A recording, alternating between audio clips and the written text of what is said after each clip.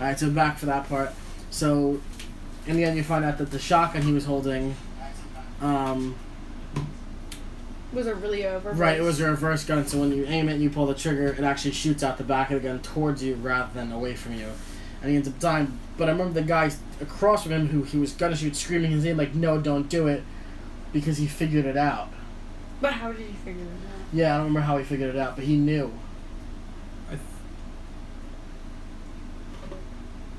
That's when you learned like what was actually happening, that the game was like being remade, but at the same time, because Jigsaw was in the room, I thought didn't he straight up tell one of them, don't do that? The person who had the gun, didn't he say that's not a good idea or something like that? Something like that, yeah. And then so that was what implied it being a prequel, but I think what also kind of hinted at it not being a prequel at the same time was that last trap they were in, there were lasers that were going to come down and kill them. Oh, yeah. So, being the first movie was 2005, and this would be before the first movie, early 2000s, I don't think you would have access to that kind of technology with these lasers that are going to split your head like a Apple core. Gotcha, yeah. That makes sense. It wasn't very good. Yeah. Alright, so let's go into our interview questions. We haven't seen each other's answers. Oh, but you want to? Let's just watch them on your phone. Alright. Go ahead. So pull it up on your account, on my account. Oh, what's the first one? Volume on. So the first question was, which movie would you survive? Go ahead. So Sam first. Patience. I believe that the song "The I Would Survive" would be the second one, because all you have to do is talk to John Kramer and you get the security of your child, and that's it. So that's fair. So you're playing your role as Eric Matthews for 2. Yeah. Okay.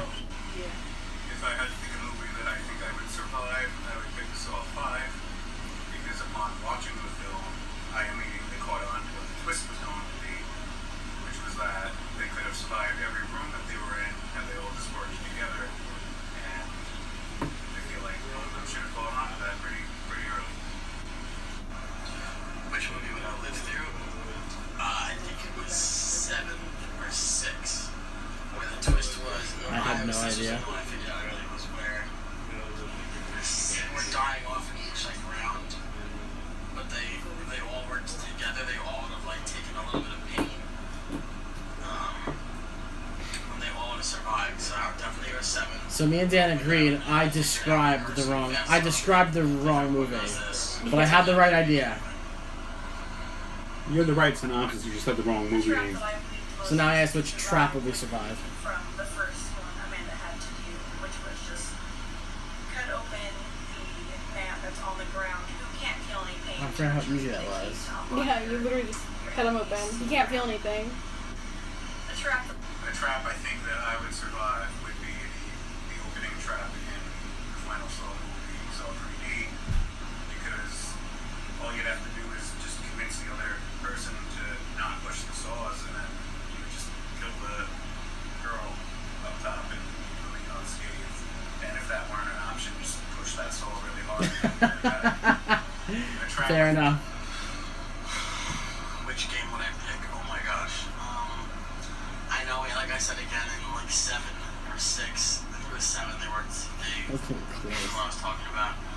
They, at one point, they're in a bathtub with a car battery, and one person takes the shock open to live, and again, if everybody took it, that would be my pick. I'd take that little shock, I guess, and hope for the best. And then I said which movie had the best twist. Another thing they could have done in that one is, before that door shut and locked, because they had just... the last one where they had to stick their hand in to bleed out. The room before that was the one with the bathtub. They could have just taken that. They could have taken that body and dragged it into that room and just used all that person's blood. Why didn't they think of that? They didn't think of anything in the movies. But he took it. I personally believe that the best twist ending would be from the second Saw again, because the entire time when all Detective Matthews would have to do is have a conversation with John Kramer. That was a very good The twist. son is intact because he's innocent. It took me a while to figure out that all the movies had a twist. The feed of the tapes that they thought that were live weren't at all. They were all pre-recorded.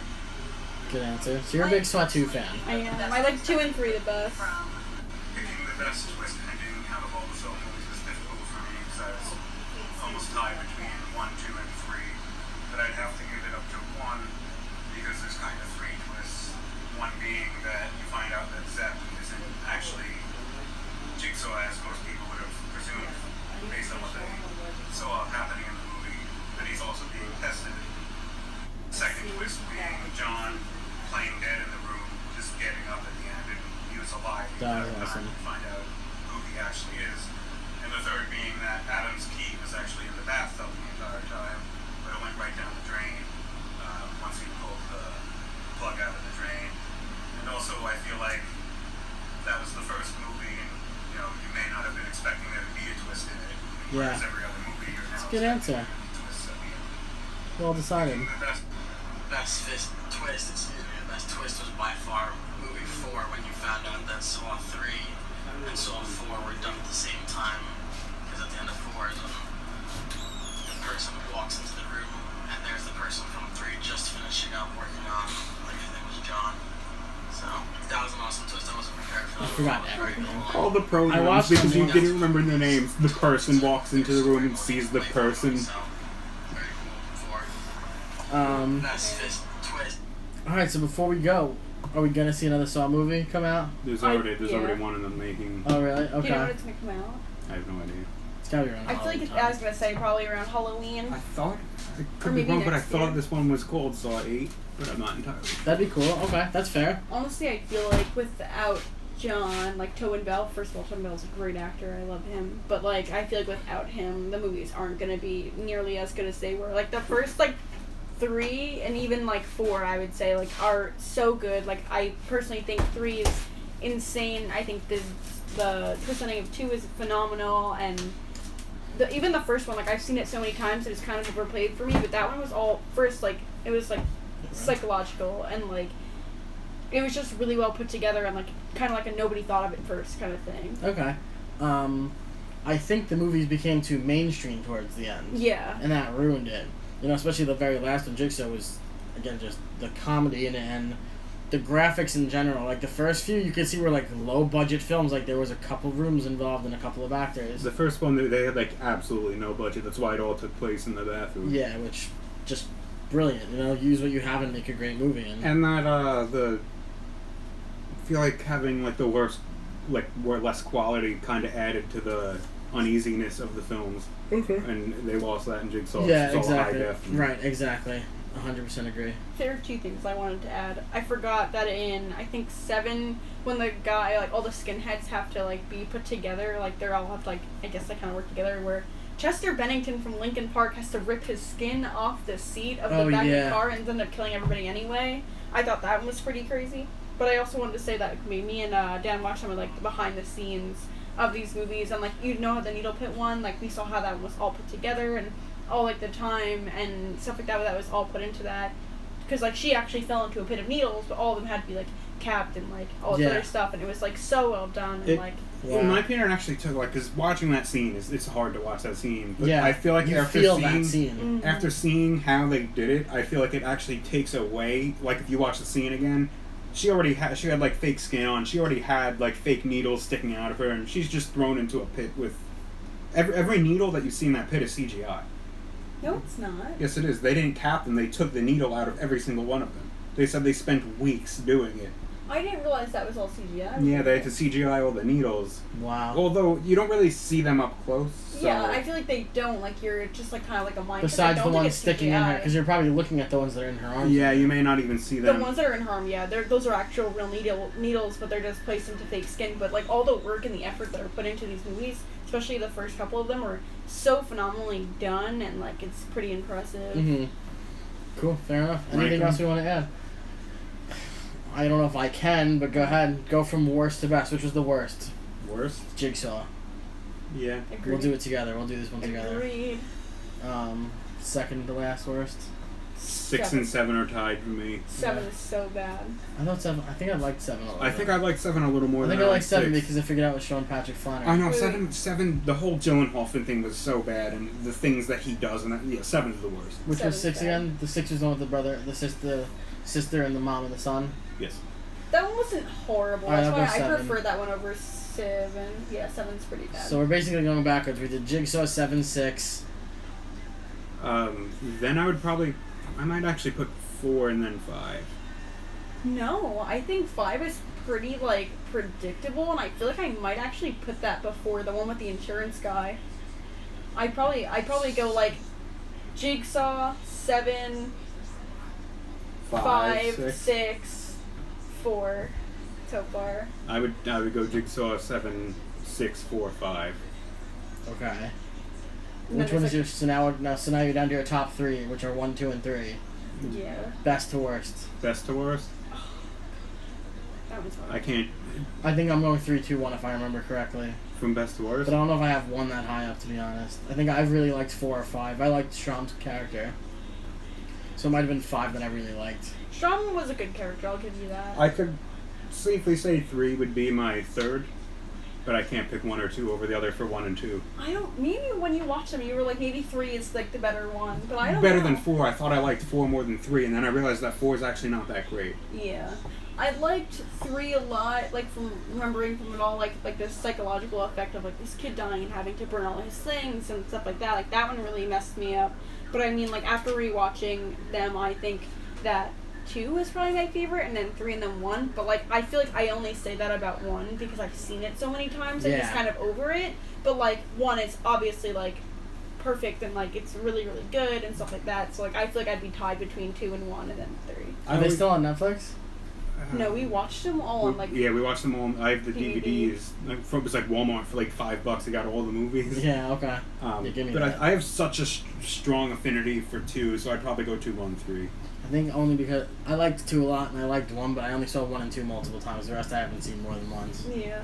So that makes it hard I for feel me. like up to 3, maybe even 4, I'd say, like, are the only ones worth rewatching unless you're trying to, like, figure out all the rest. Mm-hmm. But, like, for quality, I'd probably say, like, the first 4. Okay, fair enough. I guess. Alrighty, anything else we want to add? No, I think that's it. I saw Tobin Bell in a soap opera one time, and I was thinking, how did you get an A-list actor to play in this? Probably because he's not an A-list I was actor. supposed to meet Tobin Bell, and then I realized, because I went to this horror convention last year, and I met the guy who played Freddy Krueger, and I met the guy, have you seen It before? No. Of course you haven't. Like, the remake of it, I met the little kid who played Georgie, but I thought I was going to meet Tobin Bell that day, but he went to the one before it, and I didn't know them until after, so maybe I'll go this year. But Tobin Sounds Bell's fun. phenomenal. Sounds cool. Dylan, who was watching earlier, he's not watching now, came up with the idea that for October we're going to do a whole Fright Fest month. Yes. And just do scary movies, and we're going to have a massive panel. Oh my We'll God. try and steal Bobby from college for a couple Have you days. seen any other horror movies besides the Saw? You have to watch them. I've watched, I watched Saw 2 years ago. This Halloween I watched Okay. the original Halloween. I've never seen And Halloween. Friday That's the what I have 13th. to watch. Friday the 13th, I don't think it's a You very should- good movie, you but should watch Halloween is... Friday the 13th was scarier than Halloween. Things no that I- way. Things that Friday I the 13th was a dark movie. Like, a lot of things are going on. We'll talk about it when we do that episode. Friday the It'll be a thing. 13th is the epitome of stereotypes for slasher films. I feel like you should watch Texas Well, that's the thing, Chainsaw one of them is- Massacre and It. One of the them is going to remake. be slasher films. We don't know what the rest are going to be, but we'll come I'm up with willing it. to I'm not look into that at this. paranormal crap. No, No, it's, we- it's so, like, predictable and dumb. Possessed children and ghost movies are just... Anything that has a horror movie with a child in it that's supposed to be, like, the crazy part of it is automatically not good Mhm. besides, like, Paranormal Activity. That's actually a great phenomenal film. I've never seen those, which is the one actually with good. Darth Maul in it, the first one. Phantom Menace. That's right, but that's not the answer. Because that is the first one, and that's Darth Maul. No, it's... Yeah... The guy who played Darth Maul, No, like, all of a sudden he shows up. Darth Maul shows up. Yeah, he's the bad guy. Darth Maul is the bad guy. Yeah, hold on, because we have time. No, it's... Does he look like Darth There's Maul? like He literally- Insidious! Darth Maul is in Insidious. No, Ethan but... Hawke's in a movie. Is that Insidious? Ethan No, Hawke? we watched that. Do you know who we watched that with? I don't know if I should do this. Remember Taylor? No. Yeah, no, I called you out of our room. So Ethan Hawke is in a house and he's watching these films. Yes, that's such a good movie. Taylor was over for it. What movie? This is like during your high school days, so you probably don't remember, to be honest. What is watching? He's watching what? Ethan Hawke is like He's these watching homemade homemade films of a house, but it's people he doesn't Children know. are at the end of that movie, which made it so bad. The ending is horrible. That movie is so good. What happened? I'm gonna look it up. Hold on. Everyone hang tight. If you know what it is. Ethan Hawke is from Salt and Precinct 13.